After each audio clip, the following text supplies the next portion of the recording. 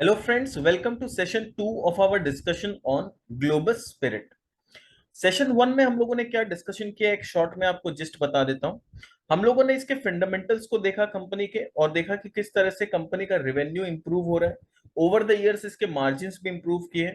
इसके बाकी नंबर्स को देखा कि वर्किंग कैपिटल डेज किस तरह से है, डेट कैसा है कंपनी का।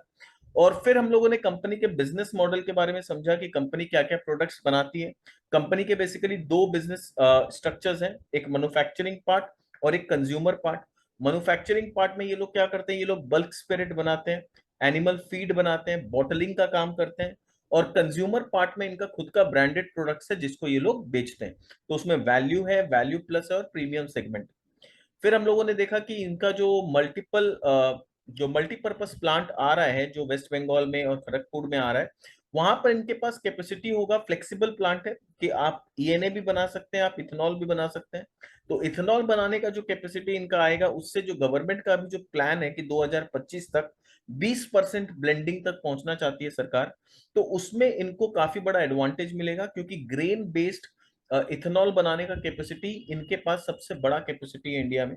तो जब भी इनका अगर ईएनए का मार्केट प्राइस थोड़ा सा कम हो गया, या ईएनए में स्प्रेड इनका कम हो गया, तो ये लोग इजीली डाइवर्ट कर सकते हैं इथेनॉल में और वहां पर पैसा कमा सकते हैं। और अगर इथेनॉल में स्प्रेड कम हो जाता है और ईएनए में स्प्रेड बढ़ जाता है, तो ये लोग ईएनए का प्रोडक्शन बढ़ा के वहां पर पैसा कमा सकते हैं। तो ये फ्लेक्सिबिलिटी इनके लिए बहुत अच्छा हो गया। अभी हम लोग आगे बढ़ते हैं और इनके मैन्युफैक्चरिंग के बारे में और आगे के फ्यूचर प्लान्स और मैनेजमेंट का क्या कमेंट्री है उसके बारे में डिटेल में समझते हैं। चलिए स्टार्ट करते हैं अपना session 2।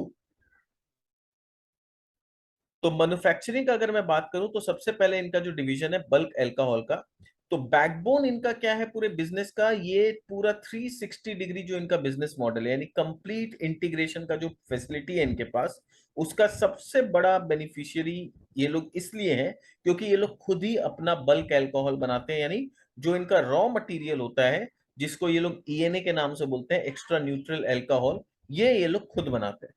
So Globus is the largest grain-based ENA manufacturer in India with a capacity of 195 million liters. तो आज के डेट में इनका जो कैपेसिटी है 195 मिलियन लीटर्स है। ऊपर में किसी स्लाइड में 160 था, जो पुराना कैपेसिटी था, आज के डेट में ये बढ़ के 195 हो चुका है। They are reputed Indian made foreign players are the major customers for bulk alcohol. तो ये लोग जो बल्क अल्कोहल बेचते हैं, बल्क अल्कोहल मतलब होता है कि जिसका ये लोग बॉटलिंग और पैकिंग नहीं करते हैं, पूरा ड्रम जो जो बैरल आता है, पूरा बैरल एज इट इज बेच देते हैं बल्क अल्कोहल। उसमें जो इंडियन मेड फॉरेन प्लेयर्स है, वो लोग इनके कस्टमर्स है, वो लोग इनसे खरीद के फिर अपना बॉटलिंग और पैकिंग करके बाजार में बेचते हैं। इनका मेन मेन प्रेजेंस कहाँ पर है? इनका प्रेजेंस राजस्थान में है, हरियाणा में है, बिहार में और वेस्ट बंगाल में। बल्क प्रोडक्शन और यूटिलाइजेशन का बात करें, तो प्रोडक्शन इनका ओवर द पीरियड बढ़ा ही है। आप देखो 162, कहां पर 114 मिलियन लीटर्स का प्रोडक्शन ये लोग किया करते थे, वहां से बढ़ते बढ़ते आज 162 मिलियन लीटर्स का इनका प्रोडक्शन है। बट प्रोडक्शन बढ़ने के बावजूद भी जो कैपेसिटी यूटिलाइजेशन है वो ओवर द ईयर घटा है। कहां पर इनका 93 91% का कैपेसिटी यूटिलाइजेशन था, आज प्रोडक्शन बढ़ने के बावजूद भी इनका यूटिलाइजेशन 83% का। इसका मतलब इनका जो ओवरऑल कैपेसिटी है ना, वो काफी बढ़ गया है। पहले कैपेसिटी कम था, अभी इनका कैपेसिटी बढ़ गया है। तो अभी इनके पास काफी और बड़ा स्कोप है कि अपने प्रोडक्शन को, अगर डिमांड आता है तो अपने प्रोडक्शन को और भी ज्यादा बढ़ा सकते हैं। बल्क रेवेन्यू का अगर मैं बात करूं, तो रेवेन्यू भी आप देख सकते हैं कि वॉल्यूम जो है, बल्क वॉल्यूम, ये 80 मिलियन लीटर्स हुआ करता था, वो आज बढ़ते बढ़ते 116 मिलियन लीटर हो गया। रिवेन्यू का बात करें, तो 402 करोड़ का जो रिवेन्यू हुआ करता था, आज वो 651 करोड़ के आसपास का रिवेन्यू कंपनी जनरेट कर रहा है। और बल्क रियलाइजेशन, अगर पर लीटर का रियलाइजेशन का मैं बात करूं, तो 48 रुपया पर लीटर का रियलाइजेशन हुआ करता था FY18 में, जो आज बढ़ के ऑलमोस्ट 56 रुपीज पर लीटर का रियलाइजेशन इनका होने लगा। पर ये किसका बात हो रहा है? ये बल्क अल्कोहल का बात हो रहा है। पर इसी को अगर आप पैकिंग करके जब बेचते हैं, अपना बॉटलिंग और पैकिंग करके बेचते हैं, तो वही सिर्फ 180 ml का जो बॉटल है, वो आपका 100 रुपया, 200 रुपया, 300 रुपया में बिक जाता है। तो जब खुद का ब्रांड आप पॉपुलर बनाते हैं, तो कितना ज्यादा एक्स्ट्रा रेवेन्यू आप जनरेट कर सकते हैं, दैट इज इंटरेस्टिंग पॉइंट। तो अभी ये बल्क अल्कोहल में रियलाइजेशन कितना है? सिर्फ 56 रुपीज पर लीटर का, 1 लीटर का 56, और वहां 180 ml का बॉटल 200 300 रुपया में बिक जाता है। तो that is the difference between selling in bulk and selling as a B2C business. Own branded products बेचने का एडवांटेज ये होता है, और यही कंपनी कोशिश कर रही है कि अपने ब्रांडेड प्रोडक्ट्स का बिक्री आगे चल के और भी ज्यादा बढ़ाया जाए।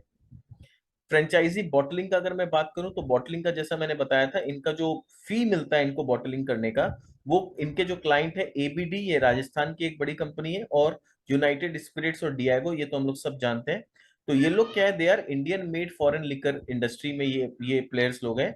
और इन लोग क्या करते हैं, ये लोग बेसिकली इस कंपनी को बोलते हैं, ग्लोबल स्पिरिट जैसी कंपनी को बोलते हैं, आप हम आपको बॉटल दे देंगे, सब कुछ दे देंगे, आप बॉटलिंग करने का काम हमारे लिए कर दो, और उसके अगेंस्ट में हम लोग से कुछ फी चार्ज कर लो। तो ये फी जो 43 रुपया हुआ करता था FY18 में, ये फी आज बढ़ के 67 रुपीज पर केस हो गया। एक केस का 67 रुपीज करके इनको बॉटलिंग का फीस मिलता है। तो ये भी फीस जो है दिन पे दिन बढ़ते जा रहा है, which is a good sign, क्योंकि ये जो फी मिलता है ये डायरेक्टली इनके बॉटम लाइन में आता है, इसमें कोई खर्चा इनके तरफ से नहीं है। बाई प्रोडक्ट्स का बात करूं तो एनिमल फीड सप्लीमेंट्स ये लोग बेचते हैं, और कार्बन डाइऑक्साइड, जैसा मैंने बताया था, ये लोग कार्बन डाइऑक्साइड बेचते हैं। किसको? जो सॉफ्ट ड्रिंक्स बनाने वाली कंपनी है उसको बेचते हैं। Commercially available as high pressure cylinder gas, relatively low pressure refrigerant liquid और ड्राई आइस के फॉर्म में कार्बन डाइऑक्साइड को कैप्चर करके बेच देते हैं। तो यानी कार्बन डाइऑक्साइड इनके लिए क्या है, एक एफ्लुएंट के जैसा है, उस एफ्लुएंट को भी कैप्चर करके ये लोग बेच देते हैं और प्रोडक्ट की तरह पैसा भी कमाते हैं। तो ये एक बहुत अच्छा साइन है कि आप कचरा से भी पैसा कमा रहे हो। जो चीज आपका एफ्लुएंट है, जिसको आपको फेंक देना था, आप उसको भी कैप्चर करके वहां से रेवेन्यू जनरेट कर रहे हो। मेजर बाई प्रोडक्ट, ये जो एनिमल फीड आता है, ये बाई प्रोडक्ट आता है फ्रॉम डिस्टिलेशन प्रोसेस। यानी डिस्टिलेशन जो प्रोसेस होता है, उसके बाद जो जो कचरा एक तरह से निकल के आता है, उसका भी आप एक खाने का एनिमल फीड बना देते हो, और एनिमल फीड इंडस्ट्री में इसका बहुत इस्तेमाल होता है। ये हाई प्रोटीन और हाई एनर्जी, ये एनिमल फीड जो होता है उसमें प्रोटीन बहुत हाई होता है और हाई एनर्जी प्रोडक्ट होता है। इसका अगर बाई प्रोडक्ट से रेवेन्यू देखें तो ये FY21 में 11% रेवेन्यू था, FY22 में तो ये और भी ज्यादा बढ़ के 15% हो गया। तो अगर बाई प्रोडक्ट को बेच के 15% ऑफ योर रेवेन्यू है, तो यानी कचरा से भी आप पैसा कमा रहे हो। कंज्यूमर बिजनेस का बात करते हैं, तो वैल्यू सेगमेंट में अगर बात करें तो GSL is one of the largest Indian made Indian player. Value segment में, वैल्यू प्लस या प्रीमियम का बात नहीं कर रहे हैं, वैल्यू यानी जो वैल्यू सेगमेंट में ना, जहां प्राइस बहुत कम होता है, इसमें बहुत कम प्राइस होता है। अभी ये लोग वैल्यू प्लस और प्रीमियम सेगमेंट में अपना रीच को बढ़ाने का कोशिश कर रहे हैं। बट अभी जो इनका स्टेटस है, they are major players in value segment, यानी जहां पर पैसा थोड़ा कम मिलता है, जहां चार्जेस थोड़े कम होते हैं, मतलब लो क्वालिटी जो होता है। तो इंडियन मेड इंडियन प्लेयर्स में ये लोग का they are largest. Existing product portfolio का बात करूं तो नींबू नाम का एक ब्रांड है, घूमर नाम का ब्रांड है, हीर रांझा है, नारंगी है, ये सब ब्रांड इनके। And they are focusing on innovation through investment in R&D। और R&D में इन्वेस्टमेंट करके ये लोग और भी इनोवेटिव प्रोडक्ट्स लेके आ रहे हैं। जैसे यहाँ आप देख सकते हैं, गोल्डी, कड़क, राइडर, शाही, कड़क, ये सब जो है, ये नए नए प्रोडक्ट्स ये लोग इनोवेट करके और लॉन्च करने का प्लान कर रहे हैं। वॉल्यूम का बात करें तो 12.8 मिलियन केसेस का वॉल्यूम ये लोग किया करते थे, वो बढ़ते बढ़ते 14.6 मिलियन केसेस हो गया।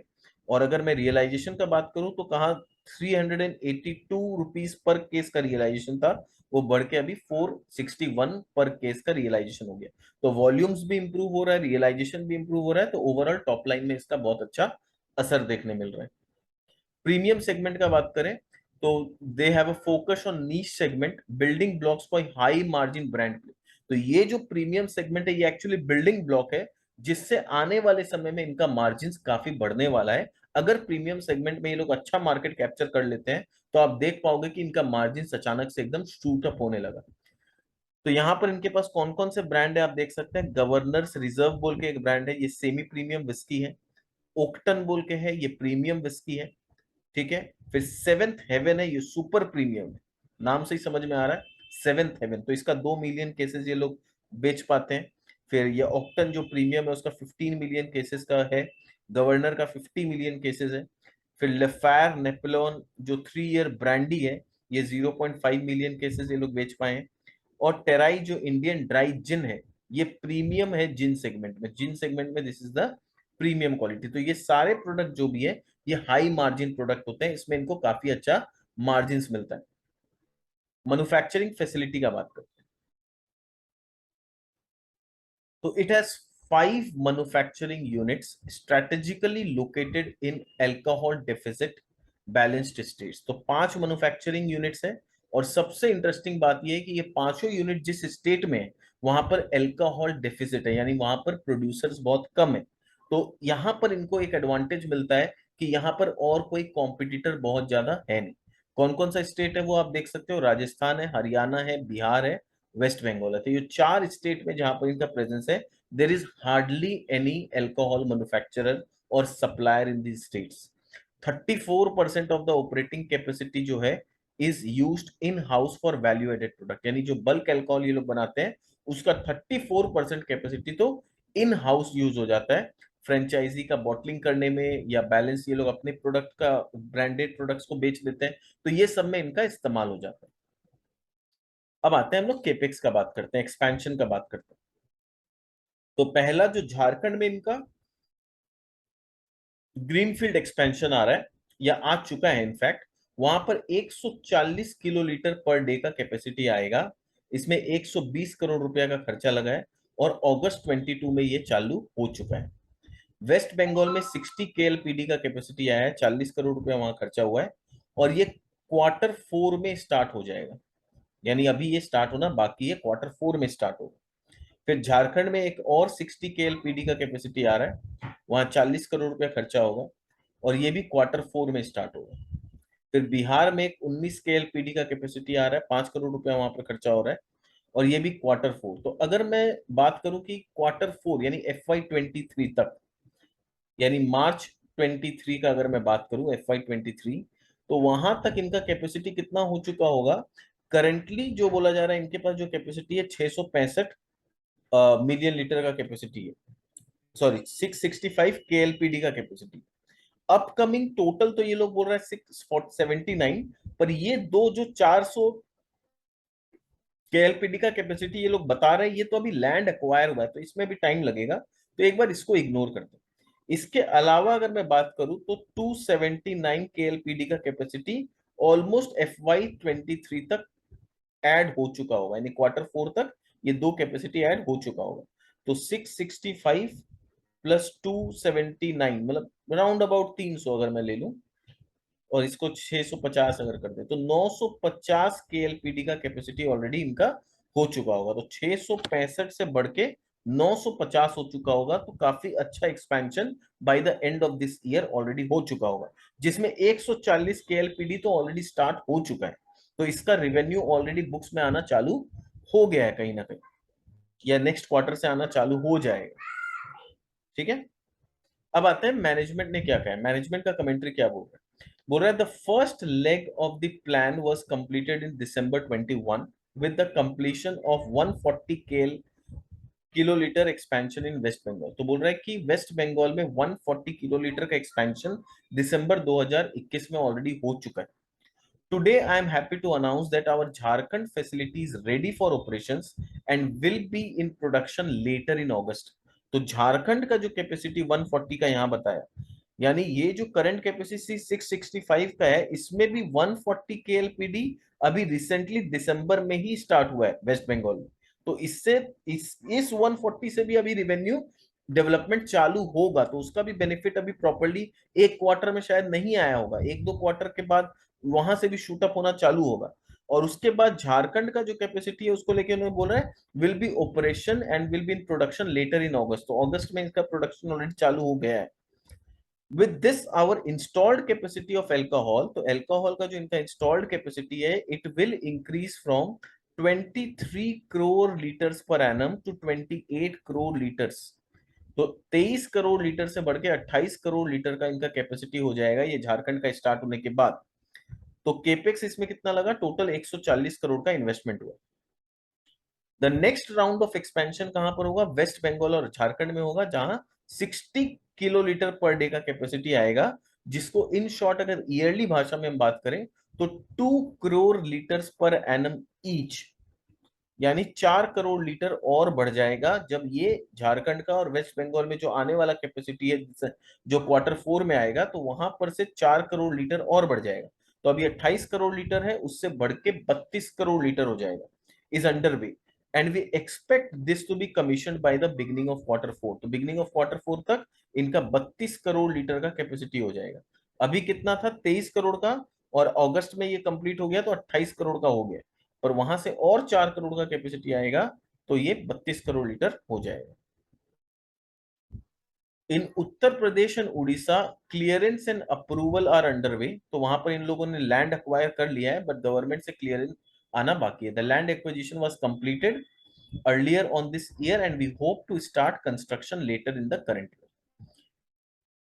Once the current plan of expansion is complete, we expect our total capacity to be 42 crore liters। तो जैसा मैंने बताया FY23 तक 42 करोड़ लीटर का कैपेसिटी इनका हो जाएगा, और जो लैंड अक्वायर किया उसके बाद तो up from 18 crore litres in FY21 में सिर्फ 18 करोड़ लीटर का कैपेसिटी था FY21 में, वहां से ऑलमोस्ट FY23 तक ये बढ़ के 42 करोड़ लीटर हो जाएगा। तो आप देख सकते हो कि कैपेसिटी ऑलमोस्ट 2.5 टाइम्स हो गया। तो कैपेसिटी अगर इतना बड़ा है तो उसका डेफिनेटली टॉप लाइन पे भी असर आएगा और बॉटम लाइन पे तो आएगा ही।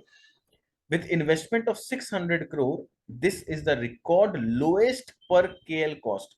तो 600 करोड़ में इन्होंने अपना कैपेसिटी जो बढ़ाया है, this is the lowest cost per kilolitre जिसमें इन्होंने अपना एक्सपेंशन कंप्लीट किया।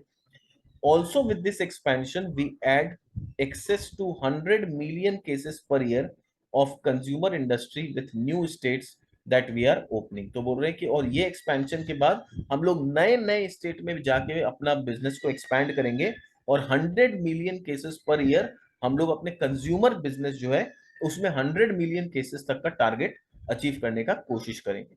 और ये टारगेट अचीव कहां से होगा, this tremendous increase in this will tremendously increase in our cash yielding assets to significant size of consumer market along with our wide portfolio of brand spanning value। यानी ये लोग अपना वैल्यू प्लस और premium categories में production बढ़ाएंगे, अपना market reach बढ़ाएंगे और अपने उस प्रीमियम कैटेगरी प्रोडक्ट्स को पूरे इंडिया में फैलाने का कोशिश करेंगे। और इसीलिए ये लोग ऑलरेडी अपना कैपेसिटी एक्सपेंशन आगे से आगे रेडी रख रहे हैं।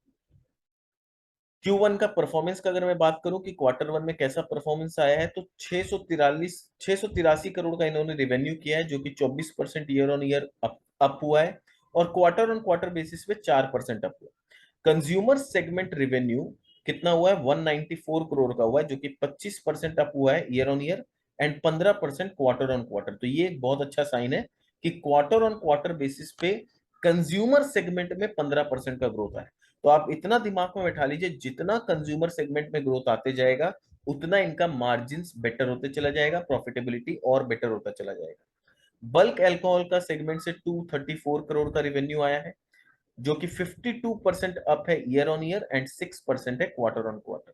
ये क्यों आया है, led by enhanced capacities and improved realisation, क्योंकि बल्क अल्कोहल का दाम भी बढ़ा है, रेट बढ़ा है, और कैपेसिटी इनका जो अभी नया वेस्ट बंगाल में दिसंबर में इनका नया 140 KLPD का कैपेसिटी आया है, उसके वजह से भी बल्क अल्कोहल का सेगमेंट में रेवेन्यू ग्रोथ आया है। इबिटा का बात करें तो इबिटा मार्जिन 14.1% रहा है, जो कि नॉर्मली बहुत कम है।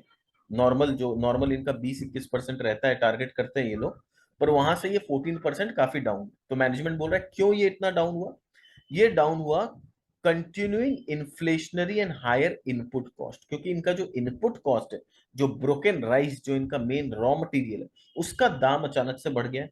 फिर इनका जो पावर कॉस्ट है, फ्यूल कॉस्ट है, एनर्जी कॉस्ट है, ये सब काफी बढ़ा हुआ है, इसके वजह से इनका मार्जिन में डिप आया। Higher share of manufacturing segment, और दूसरा चीज ये लोग बता रहे हैं, मैन्युफैक्चरिंग सेगमेंट जो कि लो मार्जिन बिजनेस है, उसका शेयर टोटल रेवेन्यू में ज्यादा हो गया, 61% हो गया, और ये कारण है कि ओवरऑल इबिटा मार्जिन थोड़ा सा दिक्कत में आ गया। और हायर शेयर क्यों हुआ बल्क सेगमेंट का, बिकॉज वेस्ट बंगाल में जो 140 KLPD का कैपेसिटी आया वो इफेक्टिव हुआ था Q4 ऑनवर्ड्स, तो उससे वजह से क्या हुआ, मैन्युफैक्चरिंग सेगमेंट का रेवेन्यू बढ़ गया और मार्जिन डिप हो गया। Continuing to generate strong cash, तो बोल रहे हैं आगे चल के हम लोग स्ट्रॉन्ग कैश प्रॉफिट करेंगे और हेल्दी रिटर्न्स भी हम लोग का आएगा। तो we will make a cash profit to EBITDA at 71%। यानी जो अभी जो कैश प्रॉफिट आया है इबिटा का, cash is 71% of the EBITDA. Return on equity is 18% and return on capital employed is 22%। Business का अगर इंपॉर्टेंट हाइलाइट्स देखें तो हाईएस्ट एवर क्वार्टरली प्रोडक्शन हुआ इनका 5.3 crore litres, backed by utilization of 92% of the expanded capacity। तो जो capacity waste Bengal में नया आया है उसका भी 92% कैपेसिटी यूटिलाइजेशन होना चालू हो गया है, ये बहुत ही अच्छा साइन है। Consumer business continued to grow with overall sales of 3.94 million cases, 16% up year on year and 6% quarter on quarter। तो वॉल्यूम ग्रोथ जो क्वार्टर ऑन क्वार्टर आया है 6%, which is a good sign. Strategically expanding capacities into new geography, और नया नया geography पे अपने capacity को ये लोग एक्सपैंड कर रहे हैं, which allows participation in consumer market of that state while ensuring profitability through high volume offtake of ethanol। तो अब बोल रहे हैं कि हम लोग जो नया नया ज्योग्राफीज पे अपने बिजनेस को एक्सपैंड कर रहे हैं, उससे दो बेनिफिट होगा। एक बेनिफिट क्या होगा कि ये नया ज्योग्राफी में ये लोग इथेनॉल का प्रोडक्शन करेंगे और ओएमसी कंपनीज को बेच पाएंगे अपना इथेनॉल, तो वहां से हाई ऑफटेक ऑफ इथेनॉल होगा। और दूसरा, नए नए ज्योग्राफी जहां पर इनका प्लांट आएगा वहां पर अपने कंज्यूमर जो ब्रांडेड प्रोडक्ट्स है उसका रीच भी ये लोग डिस्ट्रीब्यूशन बढ़ा पाएंगे। तो इसलिए ये लोग वेस्ट बंगाल में, खड़गपुर में, इस तरह का एरियाज में अपना, सॉरी खड़गपुर बोल रहा हूँ, वेस्ट बंगाल में और झारखंड में ये सब में अपना फैसिलिटीज लेके आ रहे हैं कि ये सब एरिया में इथेनॉल भी बेच पाएंगे, ईएनए भी तो ऑलरेडी पहले से ही बेचते हैं, और अपना जो प्रोडक्ट, जो ब्रांडेड प्रोडक्ट्स है उसका भी रीच को ये सब नए नए ज्योग्राफी में एक्सपैंड कर पाएंगे। फिर ये लोग टाई अप अभी इन लोगों ने किया है, they have tied up with Bacardi in West Bengal for leasing and contract agreement which will add revenue potential and better utilize the Panagarh facility. तो पानागढ़ फैसिलिटी में ये लोग बकार्डी के साथ टाई अप किए हैं कि वहां पर बकार्डी इनके फैसिलिटी में आके प्रोडक्शन करेगा, तो इनका कैपेसिटी यूटिलाइजेशन बेटर हो जाएगा और इनको कुछ फीस या रेंटल कुछ प्रोवाइड कर देगा। ग्रॉस मार्जिन 41% है, largely maintained Q and Q, in line with the expectation given the inflationary input cost scenario। Higher consumer segment realisation, पहले इनका 450 रुपया पर केस का रियलाइजेशन होता था कंज्यूमर सेगमेंट में, वो बढ़ के 490 रुपया पर केस हो चुका है on account of price increase and incremental contribution from premium segment.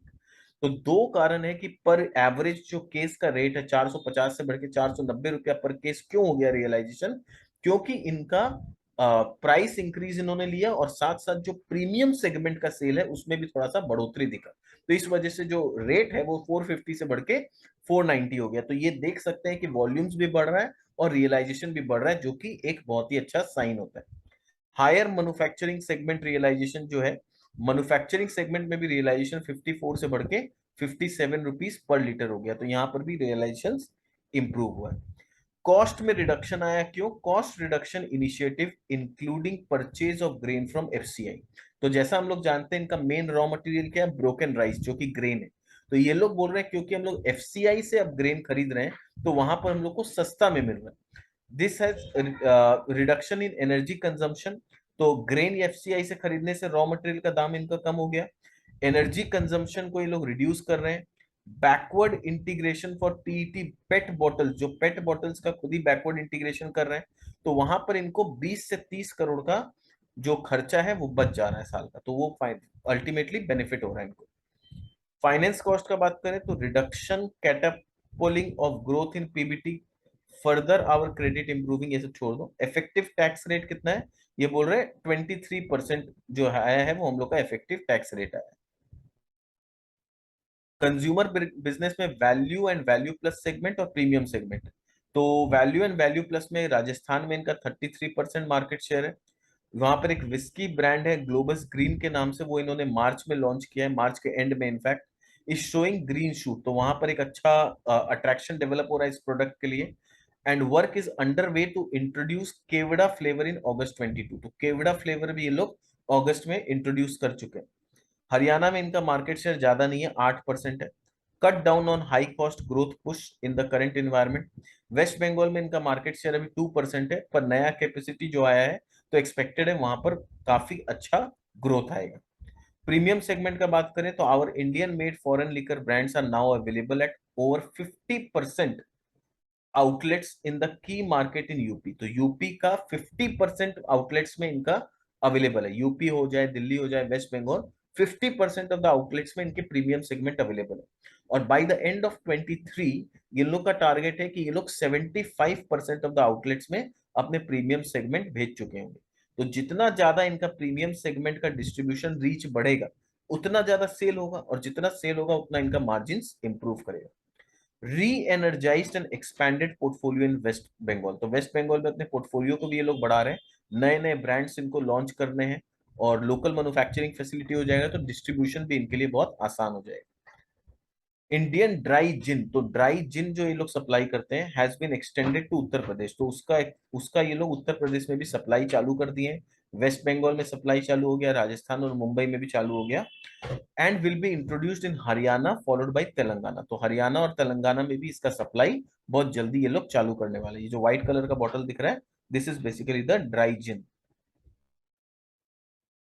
Consumer business का अगर नंबर्स के हिसाब से देखें तो Q1 FY22 में आप देख सकते हो कि कितना रेवेन्यू आता था यहाँ से, ये मिलियंस में है, तो 154 करोड़ का रेवेन्यू यहाँ से आता था वैल्यू एंड वैल्यू प्लस से, और प्रीमियम से आता था सिर्फ 1 करोड़।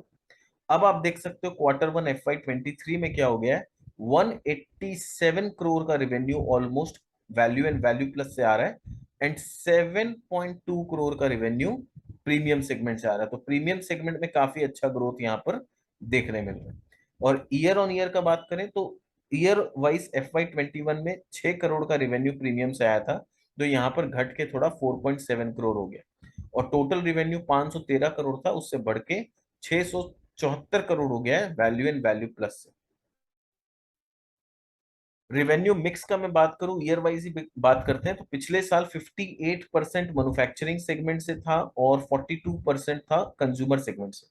FY22 में 57% था मैन्युफैक्चरिंग से एंड 43% था कंज्यूमर से।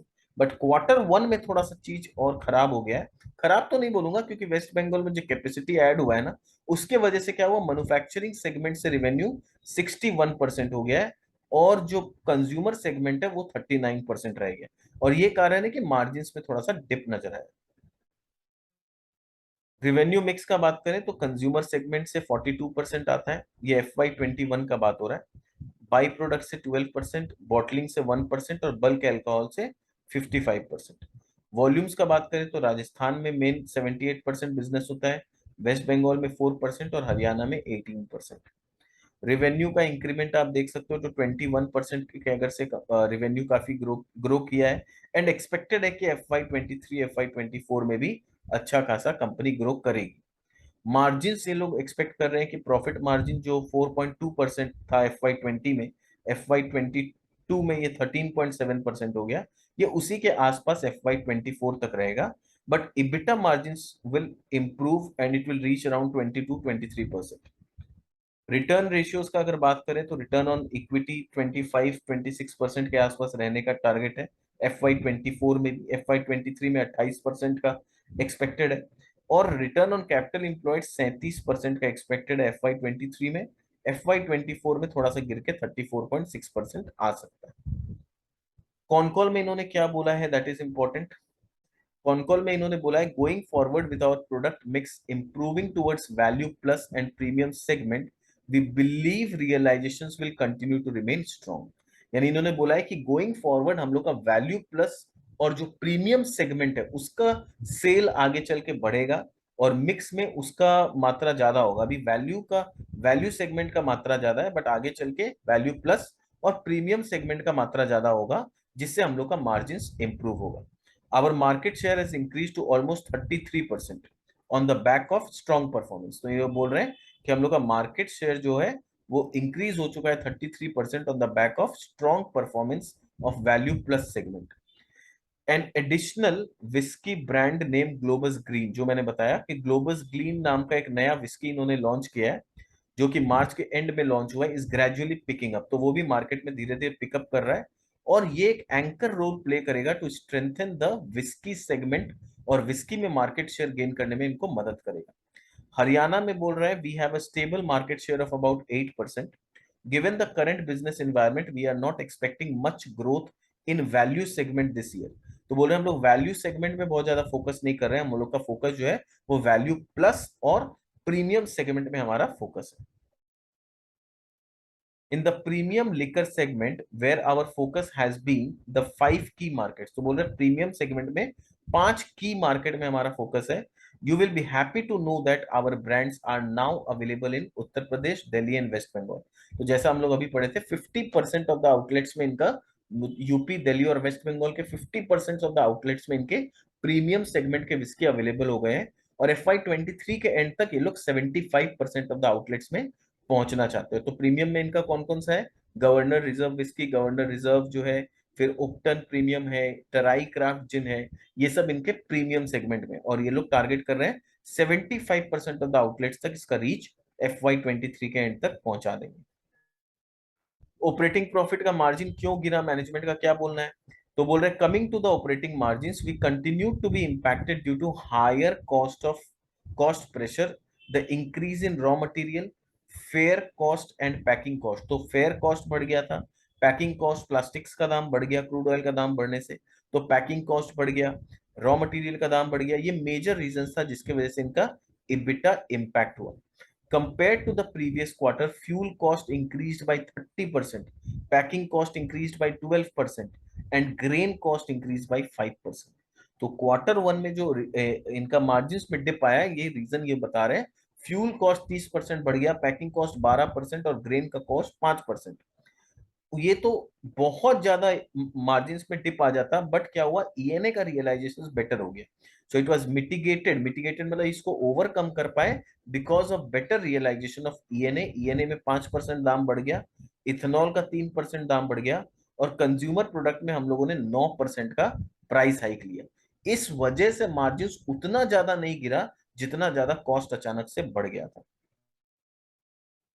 फिर एनर्जी कॉस्ट को लेके बोल रहे हैं कि see monsoon period every year 2 to 3 months of higher cost. तो बोल रहे हैं मॉनसून पीरियड में 2 से 3 महीना एनर्जी कॉस्ट थोड़ा हाई रहता है। That is the impact that's playing out in Q2 as well. तो Q2 में भी एनर्जी कॉस्ट थोड़ा हाई है, Q3 से एनर्जी कॉस्ट डाउन होता हुआ दिखेगा। तो हम लोग ऑलरेडी Q3 में इंटर कर चुके हैं, तो अब यहां से इनका एनर्जी कॉस्ट डाउन होता हुआ दिखेगा, जिसका रिजल्ट जनवरी में आएगा। तो अभी जो अक्टूबर में रिजल्ट आएगा इसका, तो एक्सपेक्टेड है कि वहां भी मार्जिन बहुत ज्यादा इंप्रूव होता हुआ नजर नहीं आएगा। इबिटा मार्जिन क्या सस्टेनेबल है उसको लेके मैनेजमेंट ने कहा है कि I have always maintain that 18 to 20% kind of levels are sustainable. तो इबिटा मार्जिन कभी थोड़ा ज्यादा भी हो जाता है, कभी कम भी हो जाता है, बट 18 to 20% जो मार्जिन है वो लॉन्ग टर्म बेसिस पे सस्टेनेबल है। और हम लोग जब भी कुछ कैलकुलेट करें उसी बेसिस पे हम लोग को करना चाहिए। ईएनए और पावर कॉस्ट को लेके वो लोग बोले कि yes, so in Q1 our cost has been around 2.5 to 2.7 per gross calorific value, and in Q2 we are seeing that it is about 3 so far. तो जो एनर्जी कॉस्ट है वो 2.5 2.7 से बढ़ के Q2 में ऑलरेडी 3 हो गया है। तो Q2 में तो दिक्कत थोड़ा और भी बढ़ेगा इनके हिसाब से। एंड इन ईएनए प्राइसेस, पर ईएनए प्राइसेस को लेके ये लोग काफी अच्छा खुशखबरी दे रहे हैं कि ईएनए प्राइसेस इनका Q1 के बाद काफी बढ़ा है। In fact Q1 the rise hasn't been so much। Q1 में ईएनए का प्राइस बढ़ा था, पर इतना ज्यादा नहीं बढ़ा था, पर Q2 में अभी जो प्राइस है वो और भी ज्यादा बढ़ गया है। But coming to Q2 we have seen significant increase. तो ईएनए का प्राइस जो Q2 में बढ़ा है उसका बेनिफिट हम लोग को Q2 के रिजल्ट में देखने मिलेगा। फिर ये लोग तिलक नगर इंडस्ट्री, जो बकार्डी का शायद वहां पर लिखा हुआ था, उसके साथ ये लोग टाई अप किए हैं कि तिलक नगर इंडस्ट्री क्या करेगा, इनका जो एक्सेस कैपेसिटी है वहां पर आके अपना प्रोडक्शन करेगा, और उसके अगेंस्ट में they will make a benefit of 2 to 4 per litre. इनको क्या देगा, एक फी देगा कि भैया हम आपका प्लांट यूज कर रहे हैं प्रोडक्शन करने के लिए, जितना हम प्रोडक्शन करेंगे ₹2 या ₹4 पर लीटर आप हमसे फीस ले लो। तो ये जो फी आएगा ये डायरेक्टली इनके बॉटम लाइन में जाएगा, कोई इनका एक्स्ट्रा कुछ खर्चा वर्चा नहीं है, डायरेक्टली 2 to 4 पर लीटर इनके लिए बेनिफिट होगा। तो बोल यही मैनेजमेंट का है, we stand to make anywhere between ₹2 to 4 per litre as our service charge from this facility, which which is not a bad considering there is no capital deployed। बोल रहे हम लोग को कोई अपने तरफ से कैपिटल नहीं लगाना है, कुछ नहीं लगाना है, वो खाली हमारे यहाँ पर आएंगे, हमारे प्लांट को एक तरह से रेंट पे यूज करेंगे, उसके अगेंस्ट में ₹4 पर लीटर हम लोग को सर्विस चार्ज के नाम पे देंगे। तो दिस इज आवर बेनिफिट। तो इतना हम लोगों ने पूरा समझ लिया कंपनी के बिजनेस मॉडल को, कंपनी का फ्यूचर प्रोस्पेक्ट, आगे कंपनी का क्या स्ट्रैटेजी है, कौन कौन में मैनेजमेंट क्या बोल रहा है, ये सब कुछ देखने के बाद मैंने अपना था, हम लोगों ने समझ लिया कि कंपनी क्या आगे करने जा रही है, क्या इसका फ्यूचर पोटेंशियल है। अब हम लोग नेक्स्ट पार्ट है वैल्यूएशन। बट इस बार थोड़ा सा डिफरेंट करेंगे। इस बार वैल्यूएशन मैं आपको कैलकुलेट करके नहीं दिखाऊंगा। मैं चाहता हूं कि आप इतने वीडियोस मेरे देख चुके हैं, अगर नहीं देखे हैं तो कुछ वीडियोस देखिए और अपने तरफ से कोशिश करिए इसका वैल्यूएशन निकालने का, और हमें कमेंट बॉक्स में वैल्यूएशन करके या वैल्यूएशन निकाल के आप बताइए कि बुल फेज में क्या हो सकता है, फेयर वैल्यू क्या हो सकता है, और बियर केस में इसका वैल्यूएशन क्या हो सकता है। तो समथिंग फॉर डिफरेंट, इस बार मैं वैल्यूएशन नहीं कर रहा हूं, आप मुझे वैल्यूएशन करिए और कमेंट बॉक्स में लिख के बताइए। तो this was all about this company. देखते हैं किसका वैल्यूएशन क्या आता है और फिर टारगेट क्या अचीव करती है, तो मजा आएगा ये थोड़ा सा एक्सरसाइज करने में। बहुत सारे वीडियोस में मैंने वैल्यूएशन आप लोग को दिखाया है, सिखाया है कैसे करते हैं, तो आप थोड़ा सा कोशिश करिए। चलिए मिल के वैल्यूएशन निकालते हैं और फिर मैं आपके साथ डिस्कस करूंगा कि वैल्यूएशन क्या होता है। अगर आपको ये वीडियो पसंद आया तो इसे लाइक जरूर कर दीजिए। अगर पहली बार आए हैं हमारे चैनल में तो सब्सक्राइब करना मत भूलिए। दोस्तों के साथ वीडियोस को शेयर करना मत भूलिए ताकि वो भी आपके साथ साथ ऐसे नॉलेजेबल कंटेंट देख पाए। और हाँ, अगर आपने पार्ट 1 वाला वीडियो नहीं देखा है तो उसे पहले जरूर देखिए, ताकि आपको ये पार्ट 2 वाला क्लियरिटी हो कि हम लोगों ने क्या पार्ट 1 में डिस्कस किया और फिर हम पार्ट 2 में कैसे आए। ठीक है। और फिर यही कहूंगा कि नोटिफिकेशन बेल बटन दबा दीजिएगा ताकि आपको आने वाले वीडियोस के भी नोटिफिकेशन इमीडिएटली मिल जाए। दोस्तों के साथ, फैमिली के साथ जरूर शेयर करिए, खास करके उन लोगों के साथ जो स्टॉक मार्केट में इन्वेस्टमेंट करते हैं बट बिना नॉलेज के करते हैं। वो किसी टिप के भरोसे या न्यूज आर्टिकल के भरोसे कुछ इन्वेस्टमेंट करते हैं और वहां पर उनका खुद का कन्विक्शन डेवलप नहीं होता है, क्योंकि उन्होंने अपने नॉलेज के बेसिस पे इन्वेस्टमेंट नहीं किया। तो मैं यही चाहता हूं, मेरा कोशिश यही रहता है अपने वीडियोस में कि आपको किसी भी कंपनी के बारे में कंप्लीट इंफॉर्मेशन, कंप्लीट नॉलेज दूं, और फिर आप नॉलेज लेके अपने कन्विक्शन के बेसिस पे मार्केट में इन्वेस्टमेंट करें, ताकि आपको नुकसान होने का चांसेस नहीं के बराबर हो जाए। थैंक यू सो मच, मिलते हैं हमारे नेक्स्ट वीडियो में, तब तक के लिए bye bye, see you, take care.